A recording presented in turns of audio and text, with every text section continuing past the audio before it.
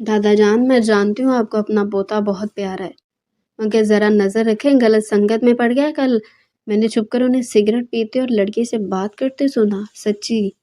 وہ اپنے دھیان میں دادا سے گھر کے بڑے بیٹے عمیر خان کی شکایات لگانے میں اتنی مصروف تھی کہ پیچھے کھڑا سرخ پردہ چہرہ نہیں دیکھ پائی تھی۔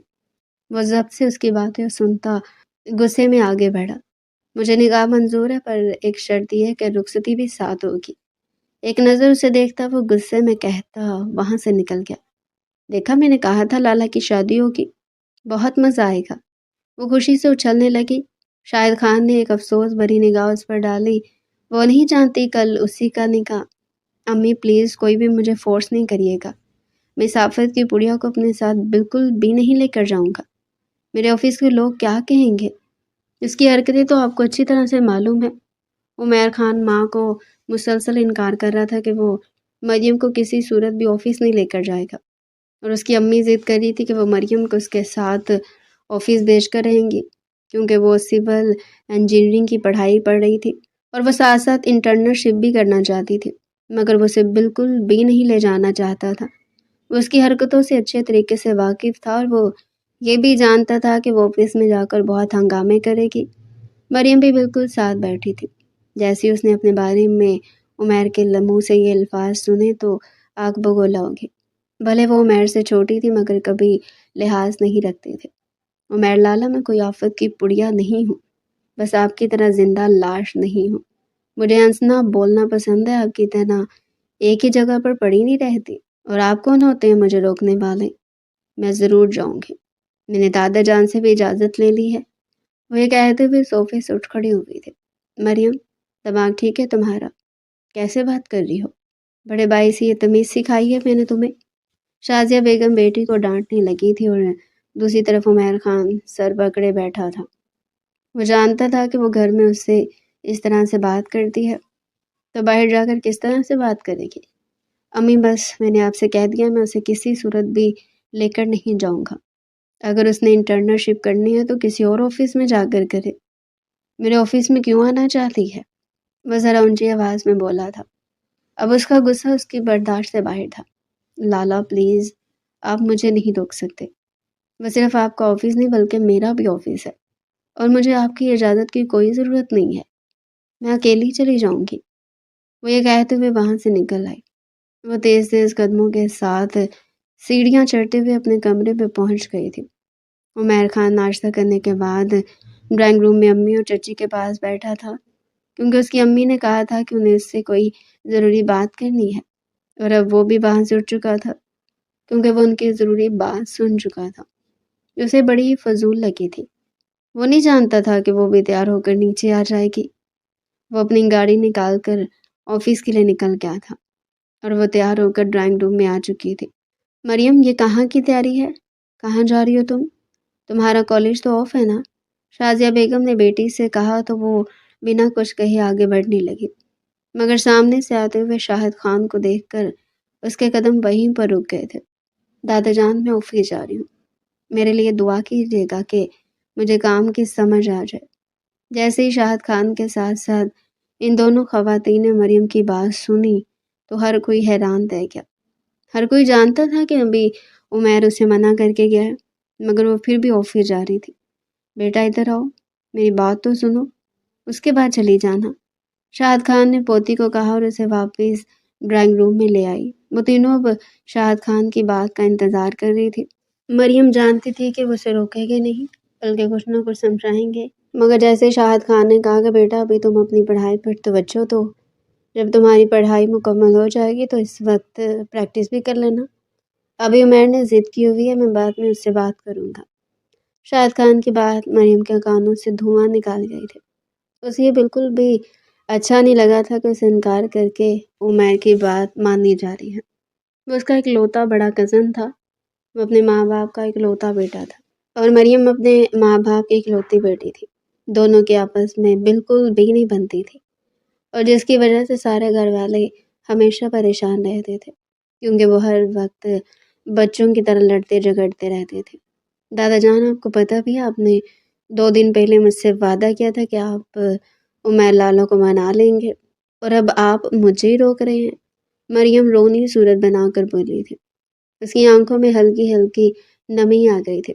وہ بہت زیادہ جذباتی لڑکی تھی اور اسے اپنے دادا تو بہت ہی زیادہ اٹیچ تھی، پر اب انہی کے منہ سے انکار سن کر اسے اچھا نہیں لگا تھا۔ بیٹا مجھے یاد ہے میں نے تم سے کہا تھا کہ میں اسے منا لوں گا، مگر بیٹا ابھی وہ نہیں مان رہا۔ جب تک وہ نہیں مان رہا تم نہیں جا سکتی، کیونکہ آفس تو وہی سنبھال رہا ہے۔ اگر میں آفس جاتا ہوتا تو تمہیں بھی اپنے ساتھ لے جاتا۔ شاہد خان نے اس کے سر پر ہاتھ رکھتے ہوئے اسے خاموش کروانا چاہا، مگر وہ کہاں خاموش رہنے والے تھے۔ وہ فوراً سے صوفے سے اٹھ کھڑے ہوئے۔ تو پھر ٹھیک ہے، میں کالج بھی نہیں جاؤں گی، بس جب میں نے آفس ہی نہیں جانا تو پھر پڑھنے کی کیا ضرورت ہے۔ آج کے بعد میں کبھی بھی کالج نہیں جاؤں گی اور نہ ہی کوئی مجھے اس چیز کے لیے فورس کرے گا۔ وہ کہتے ساتھ ہی اپنا بیگ اٹھا کر دوبارہ سے تیز تیز قدموں کے ساتھ اپنے کمرے میں پہنچ گئی، اور کمرے میں پہنچتے ساتھ ہی دھڑام سے دروازہ بند کیا اور بیگ کو فرش پر پھینک دیا، جس کے اندر موبائل بھی تھا مگر زپ بند تھی۔ اس نے موبائل باہر نہیں نکلا تھا۔ نہ جانے خود کو سمجھتے کیا ہیں۔ میں بھی دکھا دوں گی کہ سب میں میرا بھی حصہ ہے، میں کوئی لاوارث نہیں ہوں، میں بابا سے بات کروں گی۔ وہ خود کلامی کرتے ہوئے کمرے میں ادھر سے ادھر ٹہل رہی تھی۔ جاوید خان کچھ دن بعد دبئی سے واپس آنے والے تھے اور اس نے سوچ لیا تھا کہ وہ اب اپنے باپ سے بات کرے گی، مگر وہ نہیں جانتی تھی کہ وہ بھی بھتیجے کی حمایت میں بات کریں گے۔ ہر کوئی جانتا تھا کہ مریم بہت زیادہ شرارتی ہے اور ہر کسی کو ڈر تھا کہ وہ آفس میں جا کر بھی شرارتیں کرے گی، اسی لیے ہر کسی نے عمیر کی بات مان لی تھی۔ وہ شام تک اپنے کمرے میں رہی تھی۔ وہ دوپہر کے کھانے پر بھی باہر نہیں نکلی تھی، اور شام کے کھانے پر جب اسے ملازمہ بلانے کے لیے آئی تو اس نے کہہ دیا کہ مجھے کھانا نہیں کھانا، اور اس کے فوراً بعد فرزانہ بیگم مریم کے کمرے میں آ گئی تھی۔ بھلے وہ اس کی چچی تھی مگر وہ اسے بیٹی کی طرح چاہتی تھی، کیونکہ ان کی کوئی بیٹی نہیں تھی۔ بیٹا آ جاؤ، کھانا کھاتے ہیں، اس کے بعد بات کریں گے۔ میں سمجھاؤں گی عمیر کو، وہ کل خود تمہیں اپنے ساتھ آفس لے کر جائے گا۔ چچی کی بات سن کر اس کے کان کھڑے ہو گئے تھے، مگر اس نے چہرے پر کوئی ایسا تاثر نہیں دیا تھا کہ اسے خوشی ہو۔ نہیں چچی، آپ بھی دادا جان کی طرح بعد میں مکر جائیں گی، بس مجھے میرے حال پر چھوڑ دیں، میں نے کہیں جانا ہی نہیں ہے، نہ ہی میں آفس جانا چاہتی ہوں اور نہ ہی میں کالج جاؤں گی۔ مریم نے نہ روٹھے انداز میں بات کی تھی۔ فرزانہ بیگم اس کے ساتھ بیڈ پر جا بیٹھی تھی۔ بس میری جان، ضد چھوڑ دو، چل کر کھانا کھا لو، تم نے دوپہر میں بھی کھانا نہیں کھایا تھا، میں کہہ رہی ہوں نا، اور تمہیں پتہ ہے کہ میں اپنا وعدہ پورا کرتی ہوں۔ فرزانہ بیگم نے اسے ہاتھ سے پکڑ کر زبردستی بیڈ سے اتار لیا تھا اور خود بھی ساتھ ہی اتر آئی تھی۔ وہ دونوں اب نیچے موجود تھی۔ چچی، میں آپ کی بات مان کر نیچے جا رہی ہوں، مگر آپ کو مجھ سے ایک وعدہ کرنا ہوگا۔ آپ ہر حالت میں مجھے کل آفس بھیجیں گی۔ آپ کو پتہ تھا کہ مجھے انٹرنشپ کرنے کا کتنا شوق ہے۔ نہ جانے عمیر لالا مجھے کیوں روک رہی ہیں، انہیں میری قابلیت پر شک ہے، مگر آپ تو جانتی ہیں کہ میں کتنی قابل ہوں۔ اس نے اپنی تعریف آپ کرتے ہوئے کہا تو فرزانہ بیگم نے بڑی مشکل سے اپنی ہنسی روکی تھی۔ اس میں کوئی شک نہیں تھا کہ مریم بہت زیادہ ذہین تھی، پڑھائی میں وہ بہت زیادہ اچھی تھی، اور ہر کوئی جانتا تھا کہ اگر وہ کام کرنے پر آئے تو وہ کام کر بھی لے گی، مگر سب یہ بھی جانتے تھے کہ وہ کسی چیز کو سیریس نہیں لیتی۔ فرزانہ بیگم نے اب اس بات پر بحث کرنا مناسب نہیں سمجھا تھا۔ وہ دونوں اب نیچے آ چکی تھی۔ عمیر دادا کے ساتھ والی کرسی پر بیٹھا چپ چاپ کھانا کھا رہا تھا۔ وہ بھی چپ چاپ آ کر ماں کے ساتھ والی کرسی پر بیٹھ گئی اور کھانا کھانے لگی۔ کھانا کھانے کے دوران وہ گاہیں بائیں ایک نظر عمیر پر بھی ڈال دیتی تھی، اور ایک بار تو اس نے اسے چڑھا بھی دیا تھا۔ عمیر کو کچھ سمجھ نہیں آئی تھی کہ وہ پاگل لڑکی سے چڑھا کیوں رہی ہے۔ اب کیا ہو گئے؟ وہ نہیں جانتا تھا کہ اس کی ماں نے اسے آفس جانے کا اپروول دے دیا ہے۔ کھانا کھانے کے بعد مریم وہاں سے اٹھ کر باہر نکل آئی تھی۔ اسے شام کو کھانا کھانے کے بعد لان میں ٹہلنے کی عادت تھی۔ عمیر ابھی گھر کے بڑوں کے ساتھ ہی بیٹھا تھا۔ عمیر، میری بات کان کھول کر سن لو، کل تمہیں مریم کو اپنے ساتھ لے جانا ہوگا۔ جب تک اس کے کالج کی چھٹیاں ہیں وہ تمہارے ساتھ آفس جایا کرے گی۔ بچی کو تھوڑی بہت سمجھ لگ جائے گی، اس میں تمہیں کیا اعتراض ہے؟ فرزانہ بیگم نے بیٹے کو دو ٹوک انداز میں کہا تو وہ سمجھ گیا کہ وہ کیوں اسے چڑھا رہی تھی۔ مگر امی، آپ تو جانتی ہیں کہ وہ کتنا تنگ کرتی ہے۔ اگر آفس میں بھی اس کا یہی حال رہا تو میری عزت تو خاک میں مل جائے گی نا۔ عمیر بھی پیچھے نہیں رہا تھا، وہ بھی بولنے لگا تھا، مگر فرزانہ بیگم نے اپنا آخری فیصلہ بھی سنا دیا کہ کل ہر حال میں تمہیں مریم کو لے کر جانا ہوگا۔ تو اسے خاموشی اختیار کرنی پڑی تھی، اور پھر وہ وہاں سے اٹھ کر باہر آ گیا۔ وہ نہیں جانتا تھا کہ مریم بھی باہر ہے۔ مریم کو دیکھ کر اچانک سے اسے خیال آیا کہ جا کر اس سے پوچھے تو صحیح کہ وہ کیوں بچوں کی طرح اس سے چڑھا رہی تھی۔ وہ آگے بڑھا اور اس کے کاندھے پر جیسے ہی ہاتھ رکھا تو وہ چیخنے چلانے لگی۔ لان میں اندھیرا تھا اور وہ ڈر گئی تھی، اور پھر جیسے اس نے پیچھے مڑ کر دیکھا تو جلدی جلدی میں اس کے جوتے والا پاؤں بھی عمیر کے پیر پر آ گیا۔ اس بیچارے نے پاؤں میں چپل پہنی ہوئی تھی۔ مریم کا پاؤں عمیر کے پاؤں پر پڑا تو عمیر بیچارہ کراہ کر رہ گیا، کیونکہ اس کے انگوٹھے پر پہلے سے چھوٹا سا زخم تھا، اور مریم نے بالکل اسی جگہ پر اپنے جوتے سمیت پاؤں رکھا تھا۔ دماغ خراب ہو گیا تمہارا؟ کیوں مجھے پریشان کرنے پر تلی ہوئی ہو؟ وہ پیچھے ہوتے ہوئے بولا تھا۔ وہ نیچے زمین کی طرف دیکھ رہا تھا، وہ اپنے انگوٹھے کو دیکھ رہا تھا۔ مریم نہیں جانتی تھی کہ اس کے انگوٹھے پر زخم ہے، اور اتنی سی بات پر وہ اتنا غصہ کر رہا تھا۔ یہ بات مریم کو کچھ ہضم نہیں ہوئی تھی۔ عمیر لالا، آپ جب جنوں بوتوں کی طرح چپ چاپ پیچھے سے آئیں گے تو میں نے ڈرنا ہی ہے نا۔ مجھے کیا معلوم تھا کہ آپ ہیں؟ وہ گھبرائے ہوئے لہجے میں بولی تھی۔ ابھی اس کا سانس پھولا ہوا تھا۔ اب اسے ڈر تو نہیں لگ رہا تھا، مگر پہلے والا ڈر ابھی تک گیا نہیں تھا۔ تم کوئی چھوٹی چنی منی بچی نہیں ہو جو ہاتھ رکھنے سے اتنا زیادہ ڈر گئی ہو۔ بڑی آئی آفس جانے والی، ہاتھ رکھنے سے تو ڈر جاتی اور یہ آفس سنبھالے گی۔ وہ طنزیہ ہنستے ہوئے بولا تو مریم کی آنکھوں میں نمی آ گئی۔ وہ جذباتی لڑکی پھر سے آنکھوں سے نمی نکالنے لگی تھی۔ اس کی آنکھوں میں آئی نمی دیکھ کر عمیر کا قہقہ بلند ہو گیا۔ شکل تو دیکھو اپنی، ایسا لگ رہا ہے جیسے کسی 5-6 سال کی بچی کو کسی نے تھپڑ لگا دیا ہو اور وہ خود کو رونے سے روک رہی ہو۔ وہ ہنستا جا رہا تو مریم کا دماغ گھوم چکا تھا۔ اسی وقت اس نے فیصلہ کیا کہ اس آدمی کو تو وہ سبق سکھا کر رہے گی۔ وہ فوراً سے وہاں سے جانے لگی تو عمیر نے اس کا ہاتھ تھام لیا۔ ایک جھٹکے سے اس نے اس کا ہاتھ تھاما تھا، جس وجہ سے وہ اس کے سینے سے آ لگی تھی۔ آج پہلی مرتبہ عمیر کے ساتھ ایسا ہوا تھا اور اسے بڑی الجھن محسوس ہوئی، اور اس نے جلدی سے اسے اپنے ہاتھوں سے آزاد کر دیا تھا۔ وہ اندر کی طرف آ گئی تھی اور وہ لان میں ٹہلتا رہا تھا۔ اسے عجیب محسوس ہو رہا تھا۔ وہ نہیں جانتا تھا کہ وہ اس کے لیے مشکل پیدا کرنے والی ہے۔ اگلی صبح وہ تیار ہو کر نیچے آ گئی تھی، اور فرزانہ بیگم نے بھی عمیر سے کہہ دیا تھا کہ وہ اسے اپنے ساتھ لے جائے گا۔ وہ دونوں ناشتہ کر چکے تھے اور اب گاڑی میں بھی بیٹھ چکے تھے۔ وہ پچھلی سیٹ پر بیٹھی اپنا موبائل استعمال کر رہی تھی۔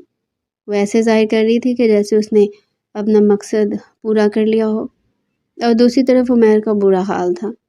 اس کا دل چاہ رہا تھا کہ ابھی اسے گاڑی سے نیچے پھینک دے، مگر وہ ایسا نہیں کر سکتا تھا۔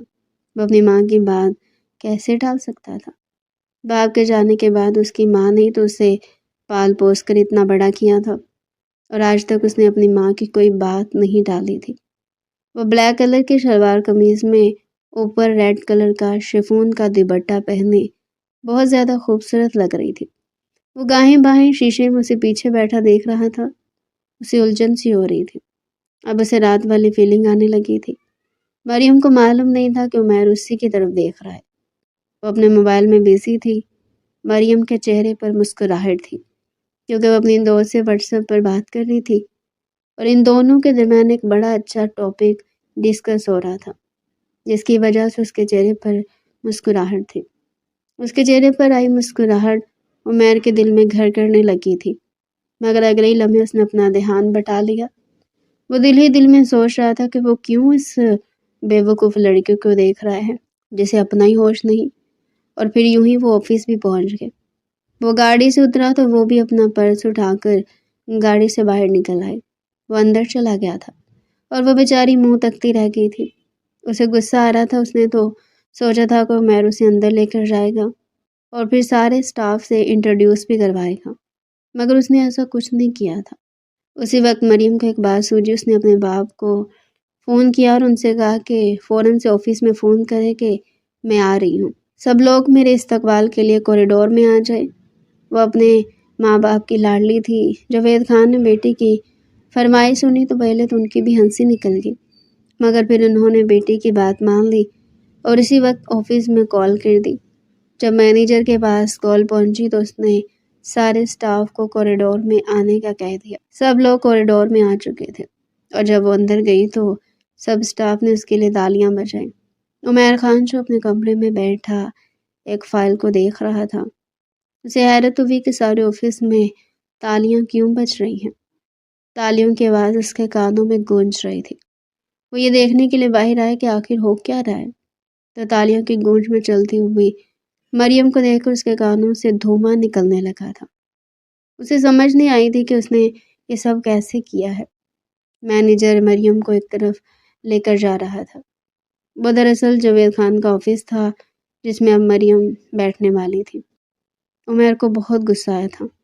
آج تک وہ بھی اپنے چچا کی کرسی پر نہیں بیٹھا تھا اور اسے یہ منظور نہیں تھا کہ اسے چھوٹی عمر کی کزن وہاں پر بیٹھے، اسی لیے وہ اسی کمرے میں آ گیا۔ وہ جو ابھی کرسی پر بیٹھی تھی اسے دیکھ کر حیران رہ گئی کہ وہ یہاں پر کیسے آ گیا۔ مسٹر عمیر، اپائنٹمنٹ لی ہے آپ نے؟ آپ یہاں ایسے ہی منہ اٹھا کر نہیں آ سکتے، آپ کو اپائنٹمنٹ لینی پڑے گی۔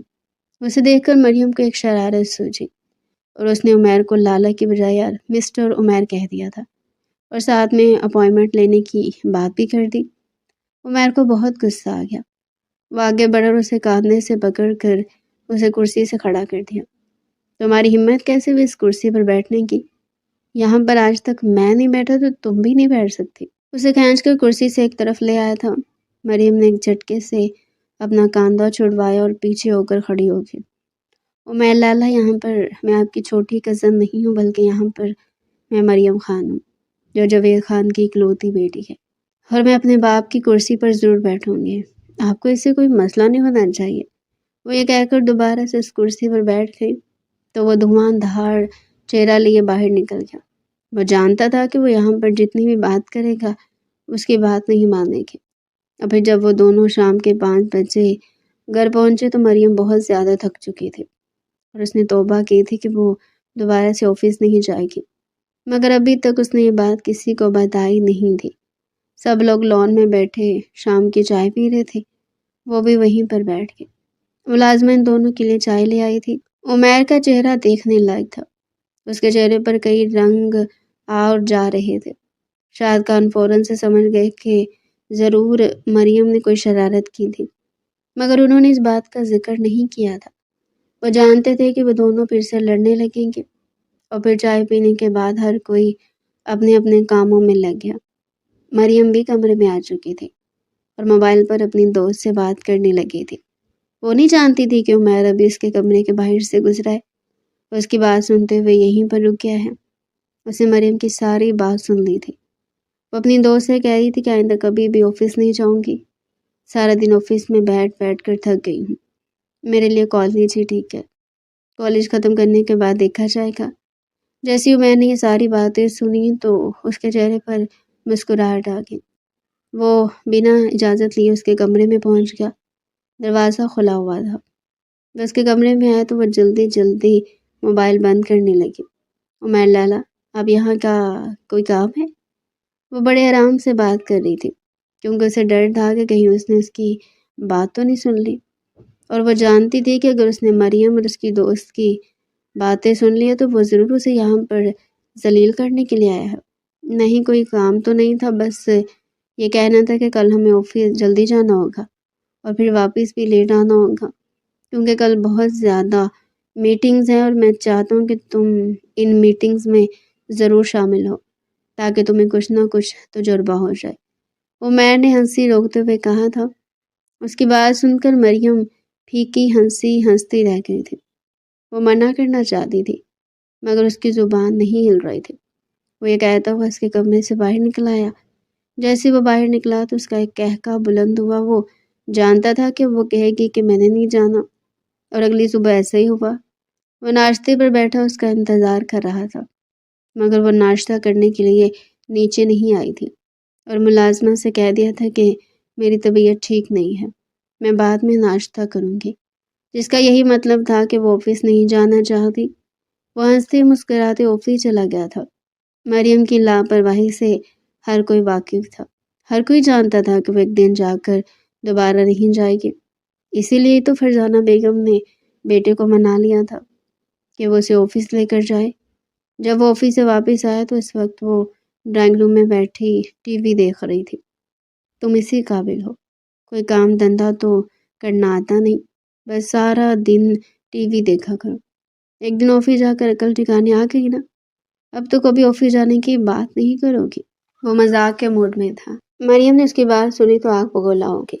آپ سے کس نے کہا کہ میں آفس نہیں جانا چاہتی؟ میں آفس ضرور جاؤں گی، آج تو میری طبیعت ٹھیک نہیں تھی۔ وہ جھوٹ بول رہی تھی، حالانکہ اس کی آنکھوں سے یہ صاف دکھائی دے رہا تھا کہ وہ آفس نہیں جائے گی۔ میرے سامنے زیادہ میسنی بننے کی ضرورت نہیں ہے، میں نے تمہاری ساری باتیں سن لی تھی جو اپنی دوست سے رو رو کر کہہ رہی تھی کہ میں تو آفس میں بیٹھ بیٹھ کر تھک گئی ہوں۔ عمیر نے جیسے اس کے منہ پر اس کی بے عزتی کی تو مریم کا دل کیا کہ زمین کھدے اور وہ اس کے اندر دفن ہو جائے۔ اسے اپنی بہت زیادہ سبکی محسوس ہو رہی تھی۔ وہ وہاں سے جا چکا تھا اور وہ رونے والے انداز میں صوفے پر بیٹھی سوچ رہی تھی کہ آخر انسان کو اس سے دشمنی کیا ہے۔ اسی وقت اس نے سوچا کہ اس کا سبق ضرور سکھائے گی۔ جیسے ہی عمیر نے اپنے کمرے میں پہنچا تو ملازموں سے بلانے کے لیے آ گئی۔ آپ کو شاہد خان بلا رہے ہیں۔ وہ دادا کی ایک آواز پر نیچے آ گیا تھا۔ وہ اپنے کمرے میں بیٹھے تھے، وہاں پر اور کوئی بھی نہیں تھا۔ بیٹا مجھے تم سے ایک بہت ضروری بات کرنی ہے، شاہد خان نے اس کے کاندھے پر ہاتھ رکھتے ہوئے کہا تو اس نے سوالیہ نظروں سے ان کی طرف دیکھا۔ بیٹا اب جو بات میں کر رہا ہوں نا اسے بڑے غور سے سننا۔ یہ تمہارے باپ کی آخری خواہش تھی۔ اس نے مرتے وقت آخری سانسوں میں مجھ سے کہا تھا کہ وہ مریم کو اپنی بہو بنانا چاہتا ہے۔ میں نے اسے وعدہ کیا تھا کہ میں تم دونوں کی شادی ضرور کرواؤں گا۔ بیٹا میں چاہتا ہوں کہ تم مریم سے نکاح کر لو، بھلے ہی رخصتی بعد میں کر لینا لیکن ابھی نکاح کر لو تاکہ میں سکون سے مر سکوں۔ شاہد خان کی بات سن کر عمیر سکتے میں آ چکا تھا۔ اسے اس بارے میں کچھ بھی معلوم نہیں تھا، مگر دادا جان اس نے بس اتنا ہی کہا اور پھر خاموش ہو گیا۔ باپ کی آخری خواہش کو وہ کیسے رد کر سکتا تھا؟ اچانک سے اسے مریم کا وہ روپ یاد آیا جب وہ اس کی گاڑی کی پچھلی سیٹ پر بلیک کلر کے ڈریس میں بیٹھی تھی۔ دادا جان میں ابھی کچھ کہہ نہیں سکتا، میں سوچ کر بتاؤں گا۔ وہ یہ کہہ کر ان کے کمرے سے باہر نکل آیا اور شاہد خان فکر مندی میں آگے کہ نہ جانے وہ سوچ کر کیا جواب دے گا۔ وہ اپنے کمرے میں آ چکا تھا۔ جوان مرد ہونے کے باوجود بھی آنکھوں میں نمی آ گئی تھی۔ اسے اپنے بابا سے بہت زیادہ پیار تھا۔ بھلے انہیں گئے ہوئے پورے 10-11 سال ہو چکے تھے، مگر وہ ایک منٹ بھی ان کی یاد سے غافل نہیں ہوا تھا۔ اور اب ان کی آخری خواہش کے بارے میں سن کر وہ عجیب کشمکش میں آ گیا تھا۔ ایک طرف وہ اس شرارتی لڑکی کو اپنی بیوی بنانے کے بارے میں سوچ بھی نہیں سکتا تھا اور دوسری طرف اسے اپنے بابا کی آخری خواہش بھی پوری کرنی تھی۔ اس لیے اس نے وقت مانگ لیا تھا۔ وقت یوں ہی گزرتا گیا۔ اس نے اپنے دادا سے پورے 1 ہفتے کا وقت مانگا تھا اور پھر 5 دن یوں ہی گزر گئے۔ بس 2-3 دن رہتے تھے۔ آج جب وہ شام کو آفس سے واپس آیا تو کھانا کھایا جا چکا تھا۔ ویسے بھی یہاں پر کھانا جلدی کھایا جاتا تھا اور آج اسے کچھ دیر ہو گئی تھی۔ سب لوگ اپنے اپنے کمروں میں تھے، ڈرائنگ روم میں کوئی بھی نہیں تھا۔ اچانک سے اسے دادا کے کمرے سے مریم کی آواز آئی تو وہ اسی طرف چل دیا تاکہ سن سکے وہ کیا کہہ رہی ہے۔ وہ نہیں جانتا تھا کہ وہ اس کی شکایت لگا رہی ہوگی۔ وہ دادا کے ساتھ صوفے پر بیٹھی بڑی رازداری کے ساتھ ان سے بات کر رہی تھی۔ دادا جان میں جانتی ہوں کہ آپ کو اپنا پوتا بڑا پیارا ہے، مگر ذرا نظر رکھے عمیر لالا پر، غلط سنگت میں پڑ گئے ہیں، رات کو ٹیرس پر جا کر سگریٹ پیتے ہیں اور لڑکیوں سے بات کرتے ہیں۔ سچی آپ کو پتہ ہے میں جھوٹ نہیں بولتی۔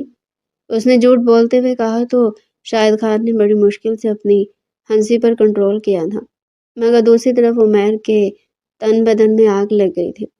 اس کے بارے میں جھوٹ بول رہی تھی اور یہ اسے بالکل بھی منظور نہیں تھا۔ وہ جان بوجھ کر ہی دادا سے ایسی بات کر رہی تھی کیونکہ وہ عمیر کو سبق سکھانا چاہتی تھی کہ وہ بھی کسی سے کم نہیں ہے۔ آپ کو پتہ ہے وہ کسی لڑکی سے بات کرتے ہیں اور اسے کہتے ہیں کہ وہ اس سے شادی کریں گے۔ میں تو کہتی ہوں کہ آپ جلد سے جلد ان کی شادی کرا دیں تاکہ وہ غلط صحبت میں نہ پڑیں۔ وہ جان بوجھ کر اتنا بڑا جھوٹ بول رہی تھی۔ وہ جانتی تھی کہ ایسی ویسی کوئی بات نہیں ہے، مگر وہ یہ چاہتی تھی کہ جلد سے جلد عمیر کی شادی ہو جائے اور وہ اس پر روک ٹوک بند کر دے اور اپنی زندگی میں مصروف ہو جائے۔ وہ جھوٹ بولنے میں اتنی مصروف تھی کہ نہیں جانتی تھی کہ وہ بھی دروازہ کھول کر اندر آ چکا تھا۔ شاہد خان نے پوتے کا لال ہوتا چہرہ دیکھ لیا تھا، مگر پوتی کو یہ اطلاع نہیں دی تھی کہ اس کا ہونے والا شوہر پیچھے ہی کھڑا ہے۔ دادا جان، مجھے نکاح منظور ہے، مگر شرط یہ کہ رخصتی بھی ساتھ ہی ہوگی، عمیر نے دانت پیستے ہوئے کہا تھا۔ اس کی بات سن کر شاہد خان کے چہرے پر مسکراہٹ آ گئی۔ وہ بھی خوشی سے صوفے سے اٹھ کھڑی ہوئی۔ دیکھا، میں نے کہا تھا نا کہ لالا کی شادی ہوگی۔ وہ بچوں کی طرح خوشی سے چہچہاتے ہوئے بولی تھی۔ وہ سچ میں خوش ہو رہی تھی۔ بھلے وہ جانتی تھی کہ جو اس نے کہا ہے وہ سب جھوٹ ہے، لیکن اب وہ اپنے منہ سے کہہ رہا تھا کہ اس لیے وہ سمجھ گئی کہ وہ ضرور کسی لڑکی کو پسند کرتا ہے اور اسے شادی کرنے کی بات کر رہا ہے۔ وہ یہ کہہ کر شاہد خان کے کمرے سے باہر نکل گیا تھا اور شاہد خان نے پوتی کی خوشی دیکھ کر اپنا سر پکڑ لیا تھا، کیونکہ وہ نہیں جانتی تھی کہ اسی کے نکاح کی بات ہو رہی ہے۔ تھوڑی دیر بعد وہ بھی ان کے کمرے سے باہر نکل گئی اور اگلی صبح جب سب لوگ ڈائننگ ٹیبل پر موجود تھے تو شاہد خان نے سب کو مخاطب کیا۔ مریم بھی وہیں پر موجود تھی۔ آج اتوار کا دن تھا، عمیر بھی آفس نہیں گیا تھا۔ بیٹا، بات یہ ہے کہ میں نے فیصلہ کیا ہے کہ جمعہ کو مریم اور عمیر کا نکاح ہوگا، وہ بھی سادگی کے ساتھ، اور کوئی زیادہ تیاریاں کرنے کی ضرورت نہیں ہے۔ گھر کی ہی بات ہے، بچی بعد میں خود اپنے لیے سب کچھ خرید لے گی۔ بس میں چاہتا ہوں کہ جلد سے جلد یہ دونوں نکاح کے بندھن میں بندھ جائیں اور میں ان کے فرض سے آزاد ہو جاؤں۔ شاہد خان کی بات پر کسی پر مختلف طرح سے اثر انداز ہوئے تھے۔ دونوں خواتین کے چہرے پر مسکراہٹ تھی۔ عمیر کے چہرے پر بھی طنزیہ ہنسی تھی۔ وہ مریم کو سبق سکھانا چاہتا تھا۔ وہ یہی سمجھ رہا تھا کہ وہ اسے سبق سکھا رہا ہے۔ وہ نہیں جانتا تھا کہ اندر سے وہ بھی اسے کیا ہوتا ہوگا۔ مریم ہکا بکا ہو کر دادا کی طرف دیکھ رہی تھی۔ اسے کچھ سمجھ نہیں آ رہی تھی کہ آخر بات کیا ہو رہی ہے، اور پھر وہ بنا کچھ کہے وہاں سے بھاگ گئی۔ اس کے کمرے میں پہنچتے ہی تھوڑی دیر بعد شازیہ بیگم بھی بیٹی کے پاس پہنچ گئی۔ امی، آپ کو پتہ ہے کہ عمیر لیلا بہت عجیب ہے، وہ ہر وقت پابندیاں لگاتے ہیں اور ان کی اور میری وائب بالکل بھی میچ نہیں ہوتی۔ میں نے انہیں کبھی اس نگاہ سے نہیں دیکھا۔ یہ شادی نہیں ہوگی، پلیز آپ میری طرف سے دادا جان کو انکار کر دیں۔ مریم نے اتنی بڑی تقریر کر دی تھی، مگر شازیہ بیگم بھی جانتی تھی کہ وہ اپنے دادا کو انکار نہیں کر پائے گی۔ بیٹا، یہ تمہارا اور تمہارے دادا کا معاملہ ہے، تم خود ان سے بات کر لو، میں اس بارے میں ان سے کوئی بات نہیں کروں گی۔ اور پھر وہ اسے سمجھانے بجھانے کے بعد اس کے کمرے سے باہر نکل گئی۔ مریم نے سوچا تھا کہ وہ خود دادا جان سے بات کر لے گی، مگر وہ جب بات کرنے کے لیے آئی تو وہ سو رہے تھے۔ انہیں دیکھ کر ایک منٹ کے لیے وہ ان کے کمرے میں رک گئی تھی۔ بوڑھا جھریوں زدہ چہرہ اونچے تکیے پر رکھا گیا تھا، کیونکہ شاہد خان کو اونچا تکیہ پسند تھا۔ ان کے چہرے پر ایک اطمینان تھا اور مریم ان کا اطمینان خراب نہیں کرنا چاہتی تھی، اس لیے وہ فوراً ان کے کمرے سے باہر نکل آئی۔ اس نے سوچ لیا کہ وہ عمیر سے بات کرے گی، مگر ابھی تک وہ آفس سے باہر نہیں آیا تھا، اور جب وہ آفس سے واپس آیا تو وہ اس کے کمرے میں پہنچ گئی۔ وہ پہلی مرتبہ اس کے کمرے میں آئی تھی۔ خیر تو ہے، آج میرے کمرے میں کیسے آنا ہوا؟ مجھے تو لگتا ہے کہ تم بے تاب ہو رہی ہو، نکاح سے پہلے میرے پاس آنا چاہتی ہو۔ وہ یہ کہتے ہوئے آگے بڑھا تو اس نے اپنے دونوں ہاتھوں سے اسے پیچھے دھکیل دیا۔ میرے قریب آنے کی کوئی ضرورت نہیں ہے، میں آپ سے یہ کہنے کے لیے آئی ہوں کہ آپ خود دادا جان سے انکار کر دیں، وہ آپ کی بات مان لیں گے، مگر میں انکار نہیں کر سکتی، اور آپ کو پتہ ہے کہ ہم دونوں کا کوئی جوڑ نہیں۔ وہ آنکھیں بند کیے جلدی جلدی میں ساری بات کہہ چکی تھی۔ اسے الجھن ہو رہی تھی۔ وہ آج پہلی مرتبہ اس کمرے میں آئی تھی اور نکاح کی بات ہونے کے بعد وہ پہلی مرتبہ اس سے مل رہی تھی، اسی لیے اس کے دل کی حالت غیر ہو رہی تھی۔ میں کیوں انکار کروں؟ کیوں برا بنوں؟ خود جا کر انکار کر دو۔ جیسے عمیر نے یہ کہا تو مریم کو بہت غصہ آیا۔ میری بات کان کھول کر سن لیں، میں آپ سے نکاح نہیں کروں گی اور نہ ہی میں کبھی آپ کو اپنی زندگی میں شامل کروں گی۔ آپ دیکھیں میں کرتی کیا ہوں۔ وہ کہتے ذات اس کے کمرے سے نکلنے لگی تو عمیر نے سختی سے اس کا ہاتھ پکڑ لیا۔ تو میں بھی دیکھتا ہوں کہ تم کیسے نکاح نہیں کرتی، تمہیں نکاح کرنا پڑے گا، وہ بھی اسی جمعہ۔ اس نے ایک جھٹکے سے اس کا ہاتھ چھوڑا تو وہ کمرے سے باہر نکل گئی۔ وہ اپنے کمرے میں آ کر پھوٹ پھوٹ کر رو رہی تھی، اس کا دماغ پھٹ رہا تھا۔ اور کچھ اگلے دن جاوید خان بھی دبئی سے واپس آ گئے۔ انہیں یہ خبر پہلے مل چکی تھی، وہ بھی بہت زیادہ خوش تھے۔ وہ نہ ہی باپ سے انکار کر سکتی تھی اور نہ ہی دادا سے۔ دوسری طرف ماں اور عمیر اس کی بات نہیں مان رہے تھے، وہ بے بسی محسوس کر رہی تھی۔ اور آخر کار جمعہ کا دن بھی آ گیا۔ جیسے اس کی چچی نکاح کا جوڑا لے کر اس کے کمرے میں آئی تو وہ رونے لگی۔ چچی جان، آپ کو پتہ ہے کہ عمیر لالا مجھ پر کتنا غصہ کرتے ہیں۔ ابھی تو ہمارا نکاح نہیں ہوا اور وہ مجھ پر ابھی سے حکم چلاتے ہیں، بعد میں تو وہ مجھے قید کر کے رکھیں گے۔ پلیز آپ یہ نکاح رکوا دینا۔ اس نے چچی سے التجا کی تو انہوں نے مریم کا ہاتھ پکڑ کر اسے صوفے پر بٹھا دیا۔ بیٹا، وہ تمہیں پسند کرتا ہے، وہ اپنی مرضی سے تم سے نکاح کر رہا ہے، بس تمہیں تنگ کرنے کے لیے ایسی باتیں کر رہا ہے۔ تم میری بات کا یقین کرو، وہ تمہیں بہت خوش رکھے گا۔ جیسے ہی فرزانہ بیگم نے کہا تو مریم کے چاروں طبق روشن ہو گئے۔ وہ یہ بات مان نہیں سکتی تھی، مگر وہ یہ بھی جانتی تھی کہ اس کی چچی کبھی جھوٹ نہیں بولتی۔ فرزانہ بیگم اسے سمجھانے کے بعد کمرے سے باہر نکل گئی اور پھر پارلر والی مریم کو تیار کرنے کے لیے آ گئی، اور شام تک ان کا نکاح بھی ہو چکا تھا۔ اس نے ابھی ابھی کانپتے ہاتھوں کے ساتھ نکاح نامے پر سائن کیا تھا۔ کسی مہمان کو نہیں بلایا گیا تھا، بس گھر کے ہی لوگ تھے اور عمیر کے کچھ دوست تھے۔ عمیر کو دل ہی دل میں خوشی محسوس ہو رہی تھی۔ اسے سمجھ نہیں آ رہی تھی کہ وہ کیوں اتنا زیادہ خوش ہو رہا ہے۔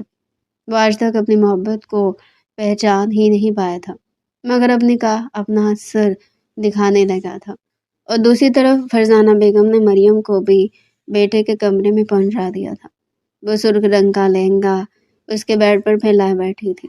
جب وہ کمرے کے اندر داخل ہوا اور اس کے چہرے پر پڑا گھونگھٹ دیکھ کر بےتاب ہو گیا۔ وہ فوراً سے دروازہ بند کر کے آگے بڑھا اور اس کے چہرے کو گھونگھٹ سے آزاد کروا دیا۔ نیچے مریم معصومیت بھرا چہرہ لیے بیٹھی تھی۔ وہ اتنی زیادہ حسین لگ رہی تھی کہ عمیر اس کے ماتھے پر بوسہ دینے سے باز نہ رہ سکا۔ جیسے عمیر نے اس کے ماتھے پر بوسہ دیا کہ وہ سمجھ گئی کہ اس کی چچی نے سچ ہی کہا تھا۔ اس کے چہرے پر بلا وجہ ہی مسکراہٹ آنے لگی تھی۔ اس کی مسکراہٹ دیکھ کر عمیر بھی مسکرانے لگا تھا۔ ان دونوں کی خاموش محبت پروان چڑھنے لگی تھی۔ مریم کو سمجھ نہیں آ رہی تھی کہ وہ کیوں مسکرا رہی ہے۔ وہ خود پر ہزار بند باندھنے کی کوشش کر رہی تھی مگر ناکام ہو رہی تھی۔ مگر جیسے ہی عمیر نے اس کا ہاتھ تھامنا چاہا تو اس نے اپنا ہاتھ چھڑا لیا۔ پلیز میرا ہاتھ پکڑنے کی کوئی ضرورت نہیں ہے، میں نے آپ سے شادی اپنی مرضی سے نہیں کی، میرے ساتھ زبردستی کی گئی ہے، مگر اب میں کوئی زبردستی نہیں کرنے دوں گی۔ جیسے اس نے یہ بات کی تو عمیر اس کا چہرہ اپنے ہاتھوں میں لے کر اس کی آنکھوں میں دیکھنے لگا۔ کیا تم سچ کہہ رہی ہو؟ تم یہی چاہتی ہو؟ جیسے عمیر نے یہ کہا تو وہ نظر جھکانے لگی اور پھر سے اس کے چہرے پر مسکراہٹ آ گئی۔ میں یہی چاہتی ہوں، کیا لکھ کر دوں؟ اس نے نظریں جھکا کر کہا تھا۔ عمیر کہکا لگا کر ہنسنے لگا۔ لکھ کر نہ دو، بس یہی بات میری آنکھوں میں آنکھیں ڈال کر گئے تھا، میں فوراً یہاں سے اٹھ کر چلا جاؤں گا۔ جیسے اس نے یہ کہا تو مریم نے اوپر نظر اٹھا کر دیکھا مگر کچھ کہا نہیں اور پھر فوراً سے نیچے دیکھنے لگی۔ عمیر نے اس کا ہاتھ اپنے سینے پر رکھا تو وہ عمیر کے دل کی دھڑکن محسوس کر کے حیران رہ گئی۔ عمیر کا دل زور زور سے دھڑک رہا تھا۔ مریم، مجھے نہیں پتا تھا کہ ہماری نوک جھونک میں کب مجھے تم سے محبت ہوگی، مگر اب جو بھی ہے تمہارے سامنے ہے۔ میں تمہارے بغیر نہیں رہ سکتا، اور نکاح کا فیصلہ بھی میرا اپنا تھا۔ میں نے کسی دباؤ میں آ کر نکاح نہیں کیا، بلکہ تمہیں چاہا ہے اور ساری زندگی چاہتا رہوں گا۔ کیا تم میری اس چاہت میں میرا ساتھ دو گی؟ اس نے آگے ہاتھ بڑھا کر کہا تو مریم نے اس کے ہاتھ پر ہاتھ رکھ دیا اور پھر اپنا کاندھا بھی عمیر کے کاندھے سے ملا دیا۔ محبت ان کے ارد گرد رقص کر رہی تھی۔ مریم کو احساس ہونے لگا تھا کہ وہ واقعی مجھے پسند کرتی ہے، مگر آج تک مان ہی نہیں رہی تھی۔ لیکن آخر کار محبت نے اپنا آپ منوا ہی لیا تھا، کیونکہ محبت اپنا آپ منوا لیتی ہے۔ تو ڈیئر پیارے ناظرین، یہ تھا آج کا ہمارا شارٹ سے انٹرسٹنگ ناول۔ مزید اگر آپ ایسے ہی ناول ہمارے چینل پر ڈیلی سننا چاہتے ہیں تو چینل کو سبسکرائب کریں، ویڈیو کو لائک کریں اور کمنٹ سیکشن میں اپنی رائے لازمی دیں۔